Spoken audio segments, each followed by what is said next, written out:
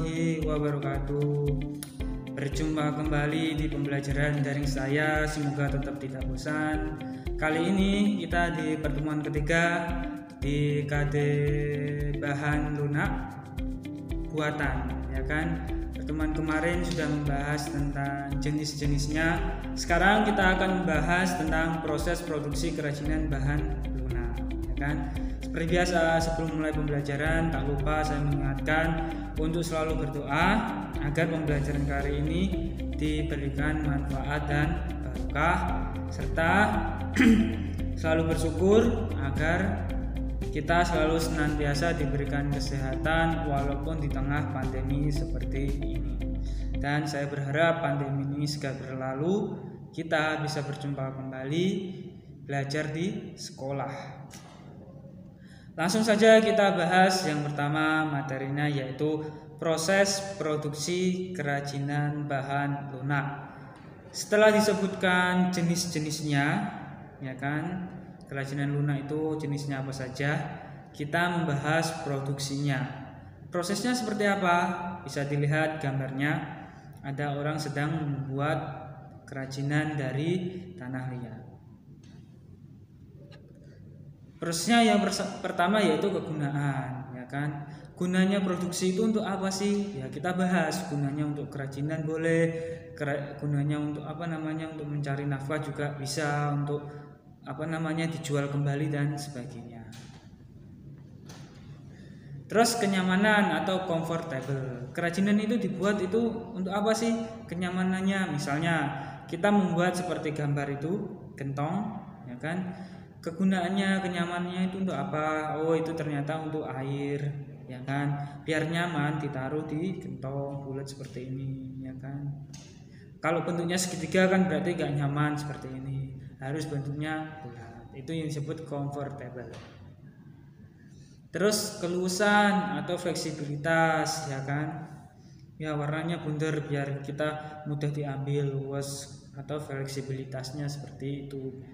Tuangkannya mudah, ya kan? Itu namanya flexibility. Terus keamanan, ya, safety-nya gimana? Kalau misalnya kita membuat gentong nggak ada genggamannya, ya kita membuat teko, ya kan? Untuk ada air, ada tangganya, genggamannya sehingga mudah. Itu namanya keamanan atau safety.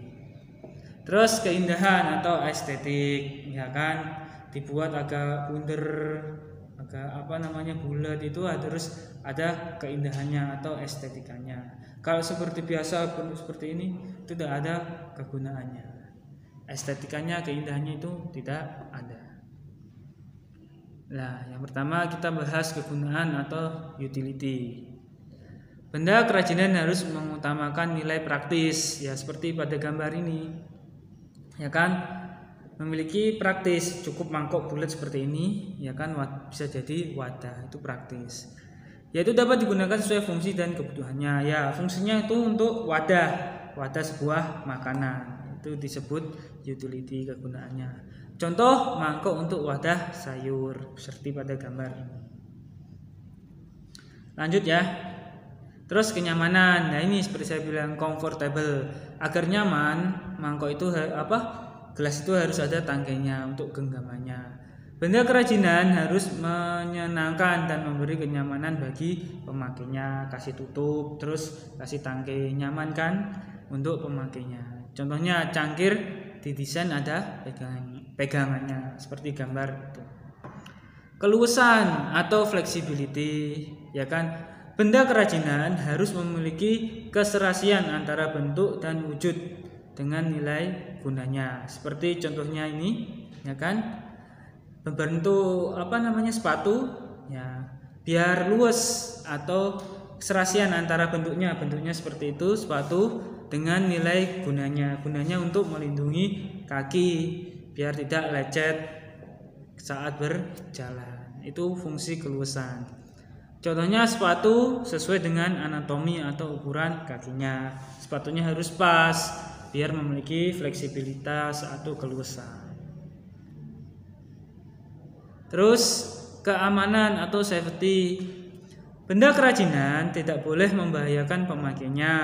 Makanya kita membuat piring, contohnya kerajinan piring itu, ya kan, harus dianyam.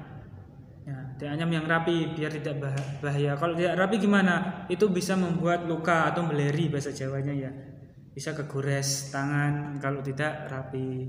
Contoh, piring dengan serat kelapa harus mempertimbangkan komposisi zat pelapis atau pewarna yang dipakai.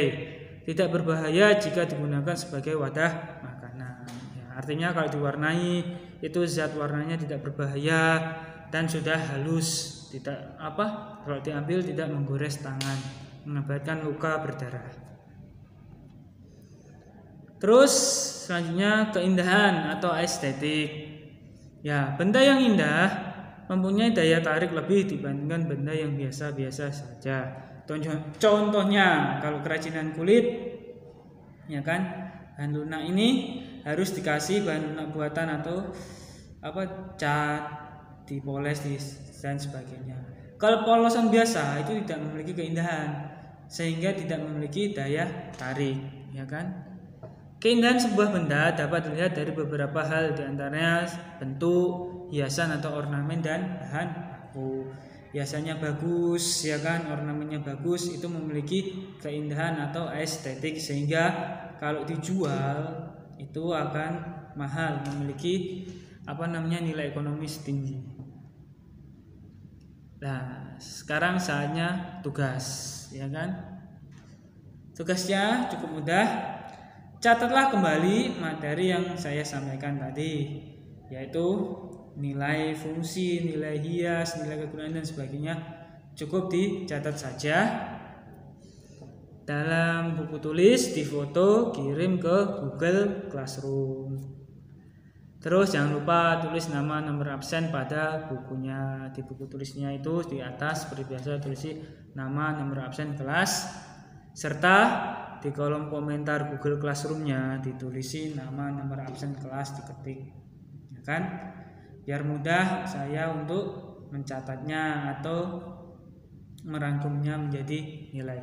Percuma kalian menulis tugas capek-capek, menulis kertas habis banyak, ya kan, kalau tidak tercatat di nilai. Ingat, tugas dikumpulkan paling lambat seminggu dari sekarang, ya kan. Mungkin sekian pembelajaran kali ini, dari awal sampai akhir ada kekurangan, keterangan saya yang kurang, saya mohon maaf. Saya berharap kita bisa berjumpa lagi untuk belajar di sekolah. Cukup sekian. Assalamualaikum warahmatullahi wabarakatuh.